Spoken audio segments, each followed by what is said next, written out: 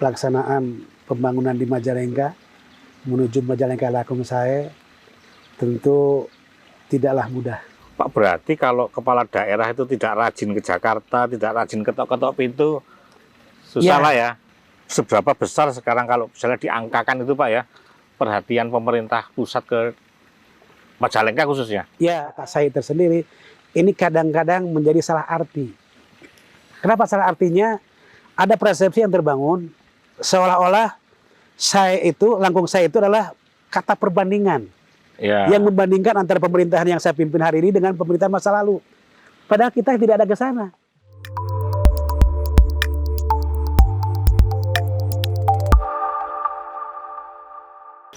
Assalamualaikum warahmatullahi wabarakatuh. Waalaikumsalam. Selamat siang. Selamat siang.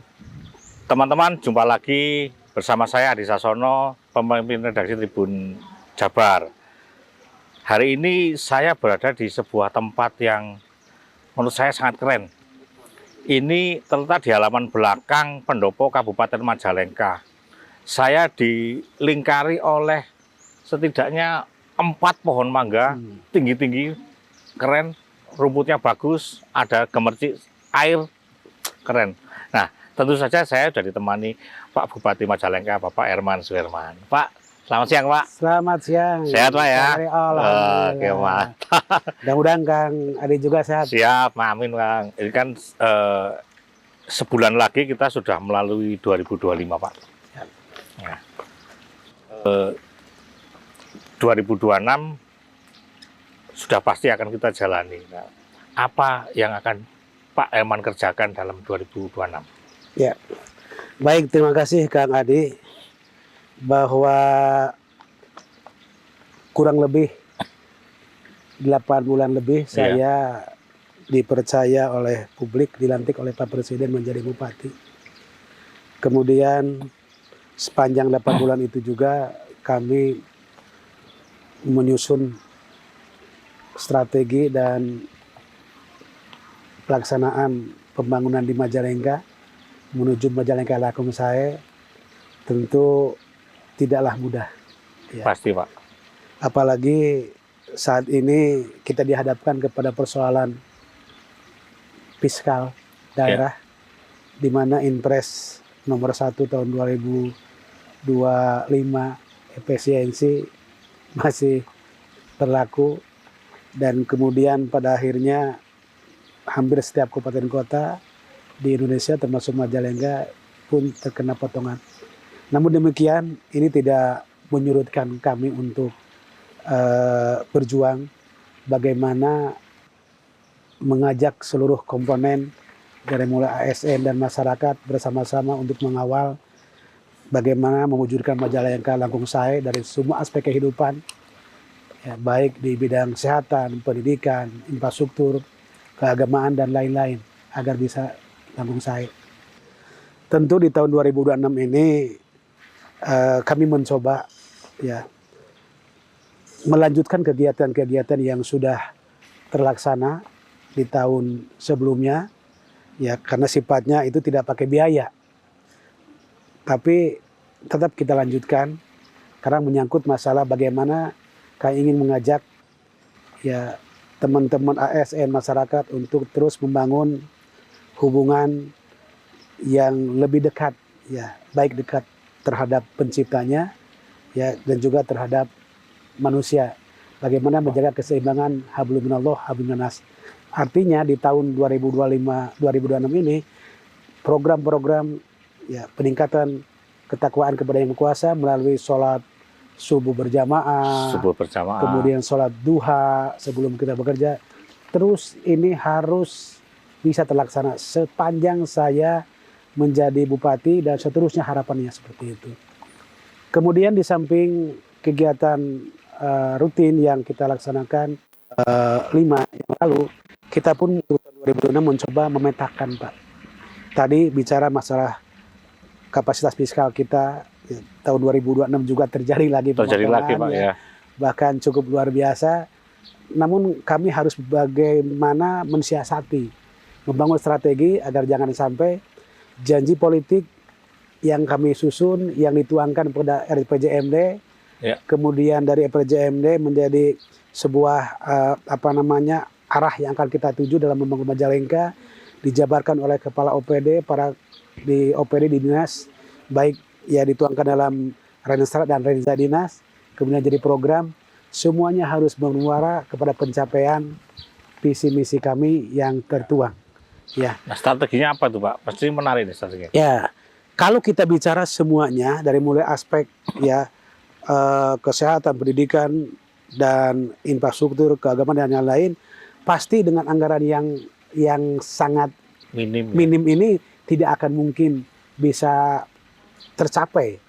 Namun demikian, karena ini sudah menjadi sebuah janji politik ya yang menjadi sebuah rencana pembangunan jangka menengah yang harus menjadi arah yang akan kita tuju, maka mau tidak mau kita harus berjuang maksimal mungkin.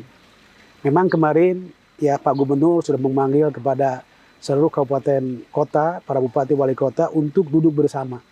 Bagaimana dengan kondisi fiskal yang seperti ini, setiap kabupaten kota dan provinsi diajak berpikir mana yang paling prioritas. Apa yang kita depankan. Dan kemudian ya kita bersepakat pada saat itu, ya kita berbicara, duduk bersama dengan Pak Gubernur, bagaimana di saat di tengah-tengah anggaran seperti ini, kebutuhan apa yang harus kita kedepankan. Maka kemudian sepakat, ya hampir semua kabupaten kota termasuk Majalengka, bagaimana kita menjawab ya kebutuhan publik akan urusan dasar.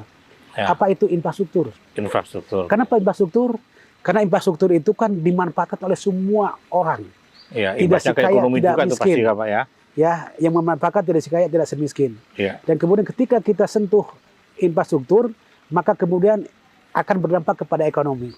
Teorinya 1,5% kita bangun infrastruktur, maka 1% akan tumbuh ekonomi.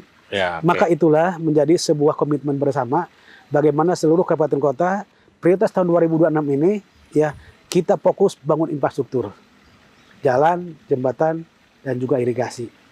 Dari mana dananya? Semuanya berkolaborasi. Dengan kemampuan fiskal yang ada, dari dana DAU, dari dana transfer kita, kemudian dari DAK, kemudian juga ada dari provinsi, karena Pak Gubernur juga sepakat, nanti jalan kabupaten yang bisa di-cover, diusulkan, bisa di-cover, termasuk kami pun memanfaatkan jaringan dengan kementerian. Kementerian. Ada sekarang IJD Invest Jalan Daerah. Yang dulu tidak ada, ya di pusat itu sekarang ada DAK dan ada IJD. Baru berarti Pak ya. Ya. Dan alhamdulillah ya ketika kita sowan silaturahmi matur ke Pak Menteri ya, karena kita merasakan suasana ini, anggaran kita sangat terbatas. Kewajiban kita untuk memperbaiki jalan yang hari ini kalau dipresentasikan hampir 13% jalan kita dalam kondisi yang rusak. 13%. Maka kemudian kami ingin di tahun 2026 ini dari berbagai sumber baik dari APBD, dari provinsi dan juga bantuan dari IJD, dari pemerintah pusat, dari Kemenpu, ini bisa akan meringankan. Saya harapkan di tahun 2026 ini setidaknya harapannya tersisa 8% lah ya jalan rusak di Kota Majalengka. Nanti dari di cover di 2027 berikutnya Pak. Ya, jadi kita sisa kedepannya kan tinggal sebentar. Nah, namun demikian Kang, karena kami juga punya PR, ya, karena PR kami di Majalengka, angka kemiskinan masih tinggi.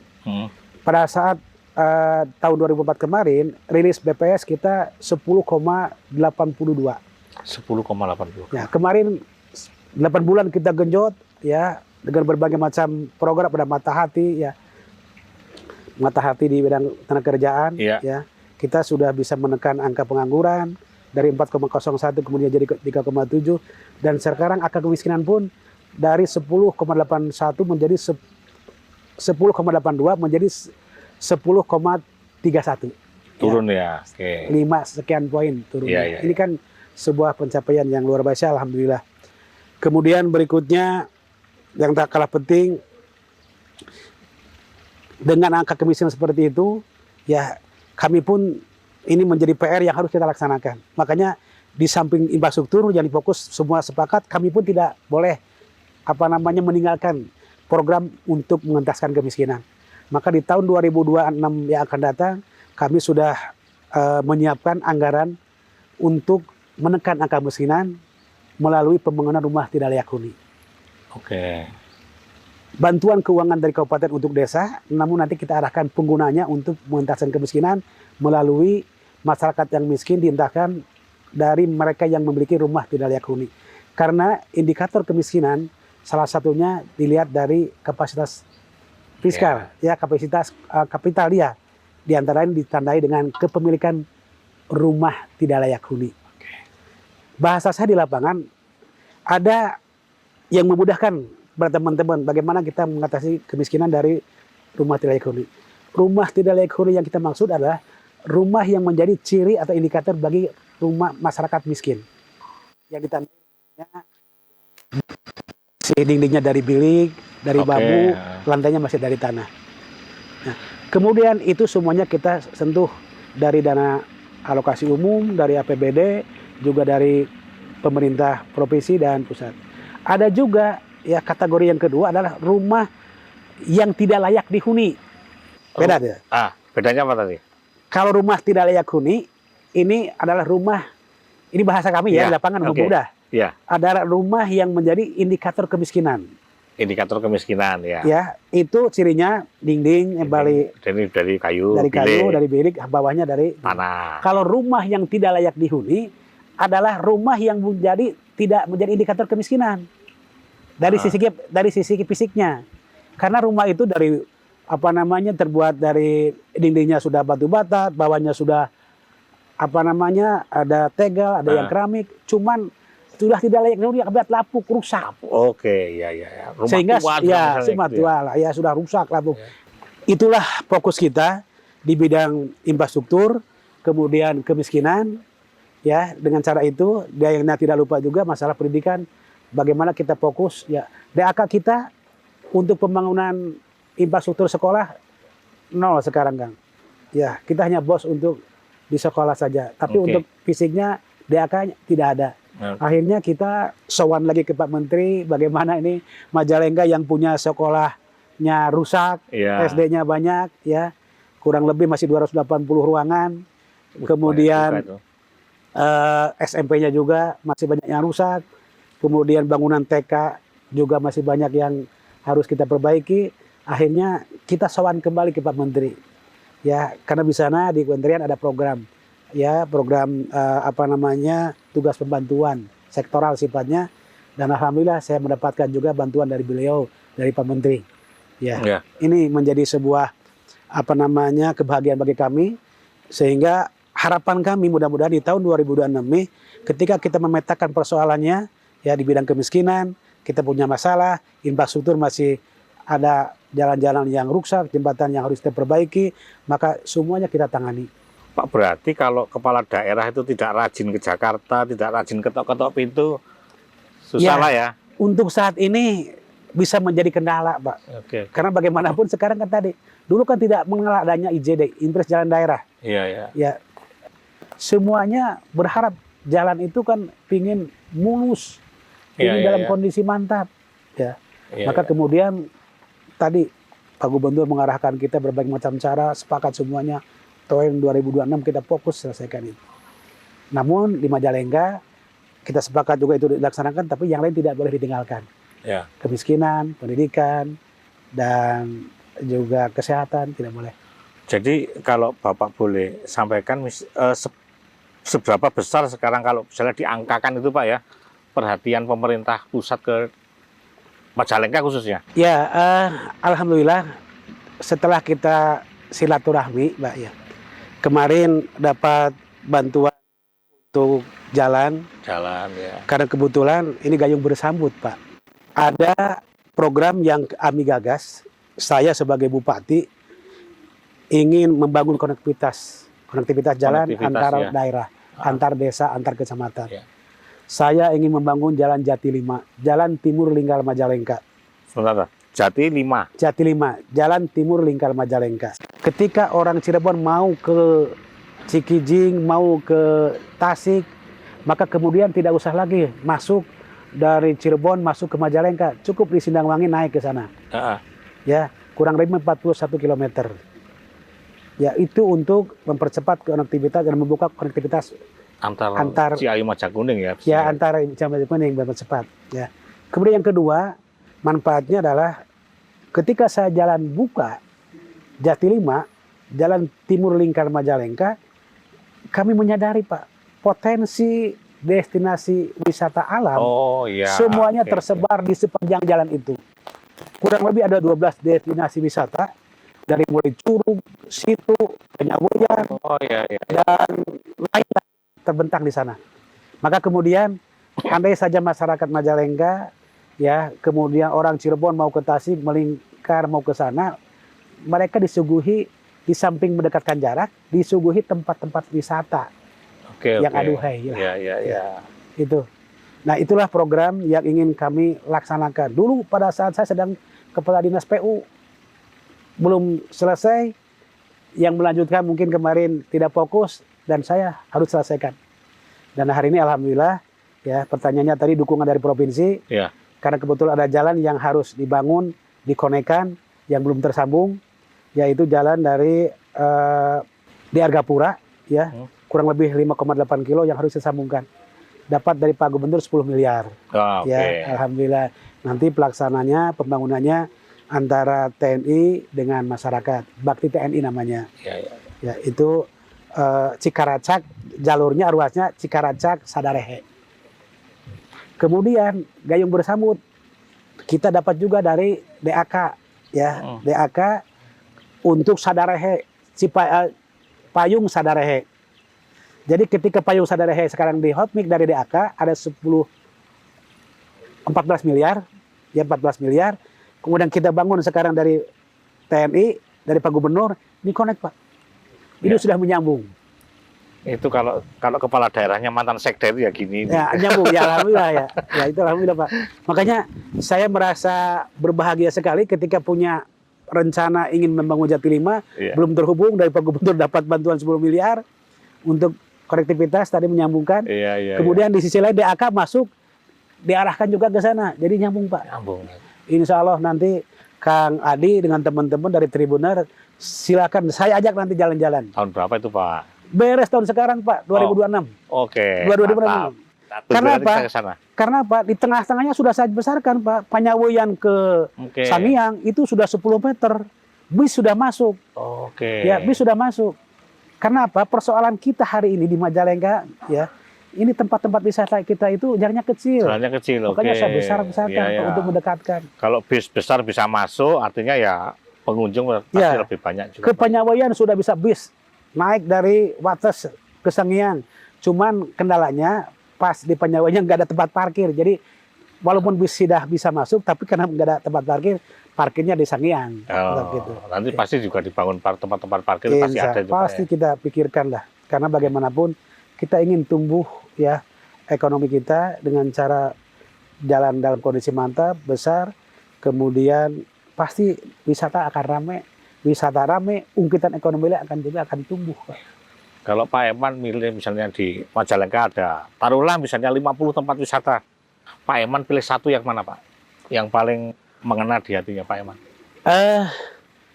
Sebenarnya tadi dari 12 destinasi wisata itu kan sepanjang jalan Sepanjang koridor jalan. itu.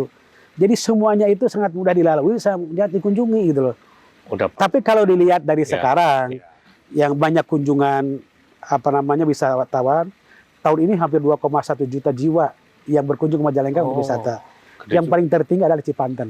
Cipanten. Panten ya, Cipanten yang ada kawasan air situ, airnya sangat jernih, lihat ikannya sangat luar biasa. Bahkan saya sudah mendapatkan rencana akan dapat bantuan akan dikasih ikan koi juara, ya, Koi juara. miliaran harganya dari seorang pengusaha dari Bandung yang peduli dan sayang kepada Majalengka dan ingin mengembangkan koi supaya dilihat oleh semua masyarakat yang berkunjung ke sana. Siapa itu Pak? Pokoknya Ada. beliau tidak boleh menyampaikan intinya ya, pengusaha yang hasil beliau juara di tingkat Internasional pasti ya? internasional Jepang, koi. Koi ya. Ya. Wah, dahsyat ini ya. Luar biasa nanti. Luar Pokoknya biasa. Kang Adi nanti bisa akan Siap lihat Pak. berapa Siap. besarnya ikannya itu. Kayaknya menarik juga itu. Menarik. Saya yakin menarikkan. Kalau menurut Pak Eman, tantangan terbesar di 2026 itu apa Pak? Persoalan yang terbesar itu adalah bagaimana kita mengajak, ya, membangunkan kembali kebiasaan kita, ciri khas orang Sunda, orang kita, orang Indonesia, dengan keramahannya, dengan sikap gotong royongnya. Ya. Karena bagi saya bahwa sebuah pembangunan dia katakan sukses kalau kita sudah mampu memberdayakan masyarakat. Bagaimana masyarakat diajak agar masyarakat tahu, mau dan mampu bareng-bareng mewujudkan pembangunan. Kalau tanpa adanya konsep itu, pembangunan yang kita lakukan mungkin hanya sebuah momentum yang cukup dikenang dan dilihat, tanpa mereka dilibatkan, tanpa mereka merasa memiliki. Oke. Ya. Itu yang ingin saya terus dorong. Maka kemudian kenapa saya tagline-nya saya, ya, cita-cita besar saya ketika saya jadi bupati, Allah meridhoi, Saya tadi masyarakat ya. mendukung, maka ketika saya memimpin, saya ingin jadikan masyarakat sebagai sahabat Akang Emar. Ya, ketika bicara sahabat, mereka akan dengan leluasa ngobrol, tidak ada hambatan, tidak ada jeda, ya, dan komunikasi kita akan lancar. Karena saya yakin dengan semua itu bisa terlaksana, saya yakin apapun yang diinginkan oleh masyarakat, saling mengantarnya masyarakat, tersampaikannya kebutuhan publik kepada kita, maka insya Allah akan bisa mempercepat proses terjadinya, terlaksananya Majalengka Langkung Saya. Pak Eman menyediakan waktu khusus nggak Pak untuk ketemu sama warga secara langsung? Ya, saya kan sudah berkomitmen. Leadership saya tadi menyebutkan masyarakat sebagai sahabat. Makanya Kang Edi, saya kan tiap pagi sholat subuh di masjid. Ya. Masyarakat Majalengka dari semua elemen termasuk dari penjuru Majalengka, kalau mau bertamu ke kita subuh berjamaah dulu di Masjid Al-Imam, baru nanti pagi-pagi ngampar di sini Pak. Oh. Tiap pagi itu. Tiap pagi. Ya, kalau malamnya setelah maghrib kumpul. Jadi alhamdulillah karena kita sangat membuka diri, saya tadi udah menempatkan mereka adalah sahabat saya, tidak ada alasan kita untuk menghindar dan menolak mereka. Ya, ini menarik Pak. Nah, dari berbagai pertemuan itu, apa yang menurut Pak Eman, lontaran apa yang pernah kemudian terasa banget di Pak Eman, lontaran warga, Pak, keluhan warga misalnya, yang kemudian terasa banget buat Pak Eman? Ya, sebenarnya sangat variasi ya. Ya. Ketika datang. Satu aja Pak mungkin Pak. Ya. Yang membekas di. Yang Pak membekas Eman adalah bagaimana masyarakat Majalengka, walaupun kita angka pengangguran terbuka kita sekarang dari mulai saya masuk 4,1, sekarang sudah 3,7, tetap yang menjadi PR dan selalu disampaikan mereka adalah mereka selalu ingin jangan sampai anak-anak mereka, anak-anak masyarakat Majalengka yang mau bekerja di semua sektor tidak boleh ada kesusahan, kesulitan. Itu saja yang selalu tekniknya. Di samping usulannya terkait ya segmennya, kalau itu kan dari masyarakat itu yang datang. Ya, masyarakat yang datang ke saya rata-rata masalah dengan kerjaan. Dan yang kedua, kalau dari pemerintah desa semuanya mayoritas berinfrastruktur. Oh, iya. Dua hal aja yang sering masuk. Ya. Padahal sebenarnya persoalan kemiskinan kan tinggi di Majalengka, tapi nggak pernah dibahas, nggak pernah diusulkan. Karena karena masalah kemiskinan mungkin mereka tidak begitu paham, tidak mengerti. Padahal itu adalah program kita yang harus kita entaskan, harus kita tekan. Di antaranya kan dengan menyediakan lapangan pekerjaan tadi kan ya. Makanya segmen-segmen masyarakat yang datang, segmen masyarakat umum bicaranya masalah pekerjaan. Ada juga yang datang, Pak saya punya hutang ke bank, bantu. Segala macam. Pak saya mau cerai, berbagai macam Pak. Karena saya terbuka semua. Iya. Karena saya menjadikan mereka adalah sahabat saya. Jadi tidak ada yang ditutup-tutupi. Sepanjang kita bisa membantu, ya kita harus. Nah, keluhan-keluhan mereka kemudian disampaikan, disalurkan kemana Pak? Ya, bagi yang menyangkut masalah teknis jalan, kita pasti langsung saat itu kita konekkan dengan kalau kubu kepala desa yang datang, Pak ini jalan ini ruas ini rusak, saya langsung Pak. Saya langsung bel kepala dinasnya, kabinnya yang menangani, biar tidak lupa. Saya khawatir kalau nggak langsung saya lupa. Kalau ditunda bisa lupa Pak ya. Nanti tinggal lengkapi, mereka menyusul suratnya. Tapi kita sudah konekkan. Kemudian berikutnya saya tanamkan kepada teman-teman ya di birokrasi.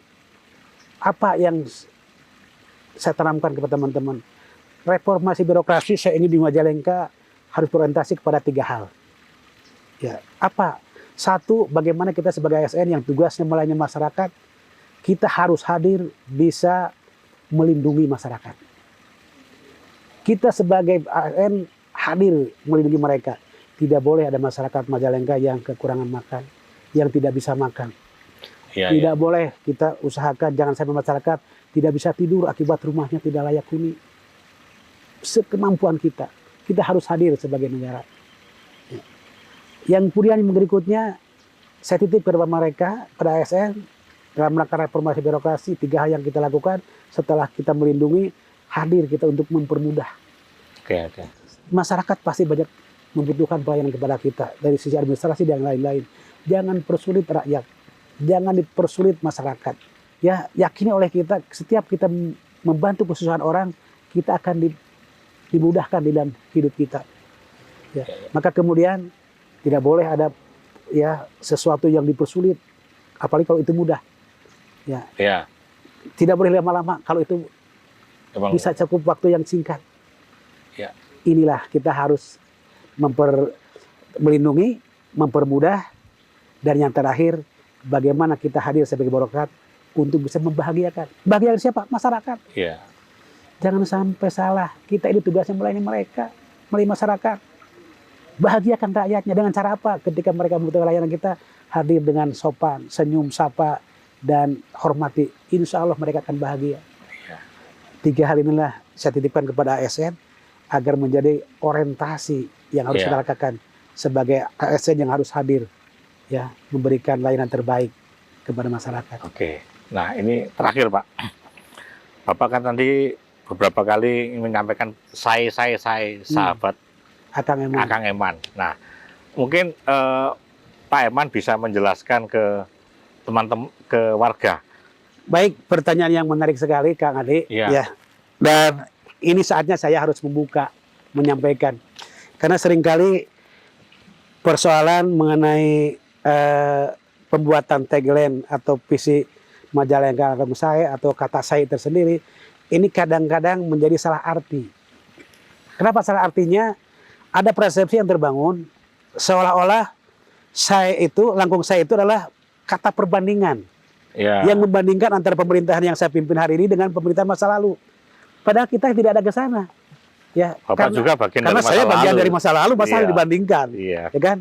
Tapi kami ingin bahwa saya ini adalah sebuah strategi sekaligus sebagai yang mempunyai makna filosofi. Sebagai strategi adalah ketika makna saya itu dari sisi harfiah, ya, ketika saya ingin membangun Majalengka, ingin menjadikan saya itu adalah masyarakat Majalengka, ASN adalah sahabat Akang Eman. Sahabat Akang Eman. Sehingga ketika bicara sahabat, masyarakat harus dekat, masyarakat tidak boleh merasa malu. Saya pun menempatkan diri sebagai sahabatnya, tidak canggung dan tidak beda-bedakan. Semua adalah sahabat saya. Ya. Maka dengan cara itu, saya yakin strategi pembangunan di Majalengka, apalagi muaranya kepada pemberdayaan dengan mengajak dirangkul semua, saya yakin Majalengka Langkung saya akan terwujud. Itu makna harfiah. Makna filosofinya dari saya ini, saya mencoba ini sebenarnya sebagai sebuah penguat dan pengingat kembali kepada kita. Karena sesungguhnya makna Majalengka Langkung saya itu diilhami oleh sebuah hadis Rasulullah yang diriwayatkan oleh Al-Hakim. Yang bunyinya barang siapa hari ini lebih baik dari yang kemarin, maka kita termasuk manusia yang beruntung. Dan barang siapa hari ini sama dengan kemarin, maka kita termasuk manusia yang rugi. Dan barang siapa hari ini lebih jelek dari yang kemarin, maka kita termasuk manusia yang tercela. Nah, ketika kita bicara manusia menjadi manusia yang beruntung, itulah kita harus menjadi harus lebih baik. Maka sejatinya persoalan menuju perbaikan diri lebih baik itu, menuju Majalengka Langkung saya ini ajaran baginda Rasulullah yang menjadi sumber hukum kita. Sumber hukum kita ini kan Al-Quran dan hadis. Sedianya tidak usah diingatkan, tidak usah diajak oleh bupatinya, tapi akan lebih bagus ketika saya ingatkan, saya cantumkan di dalam visi misi kami dan kemudian menjadi suatu kesatuan utuh kebersamaan, Iya. bareng-bareng mewujudkannya. Itu kan, Iya. ya. Ini mudah-mudahan dengan saya sampaikan seperti ini tidak ada lagi diskusi, tidak lagi diskursus mengenai pengertian. Bukan perbandingan ya Pak ya. Bukan perbandingan. Kalau perbandingan saya kan masa lalu di Masa sana. dibandingkan sama Masih diri dibandingkan sendiri. dengan diri sendiri. Iya. Nah itu. Namun Iya. masih ada teman-teman yang mungkin belum paham terkait itu, Iya, iya. masih menafsirkan ya perlu saya sampaikan di sini gitu. Mudah-mudahan dengan cara ini Kang Edi, saya diberikan kemudahan untuk membangun Majalengka. Amin, Dengan Pak. saya memposisikan diri sebagai sahabat, masyarakat juga sebagai sahabat saya. Di antara sahabat paling saling mengisi, saling melengkapi, saling memberikan support. Ya. Oke. Kemudian saya diberikan kemudahan untuk mengajak mereka bersama-sama agar masyarakat Majalengka tahu, mau dan mampu melaksanakan pembangunan bersama-sama. Izinkan saya juga menjadi sahabat Oh Pak Eman. siap Pak, dengan senang hati. Makanya Tribunun udah alhamdulillah Kang Edi sudah 3 kali gitu ketemu Siap, ya. siap Pak Eman. Oke. Nuhun. Begitu Tribuners, bincang-bincang saya dengan Pak Eman Suherman, Bapak Bupati Majalengka. Luar biasa di tengah suasana yang nyaman ini di belakang pendopo, kita mendapatkan banyak hal yang inspiratif. Terutama tadi sahabat Akang Eman. Ya, ingat-ingat dari teman Tribuners, khususnya warga Majalengka, diharapkan menjadi sahabat Kang Eman sehingga tidak sungkan ketika ada persoalan disampaikan. Semoga kemudian persoalannya juga bisa diketahui dan diselesaikan. Amin. Itulah jadi Ya. Bupati. Terima kasih, salam. Waalaikumsalam.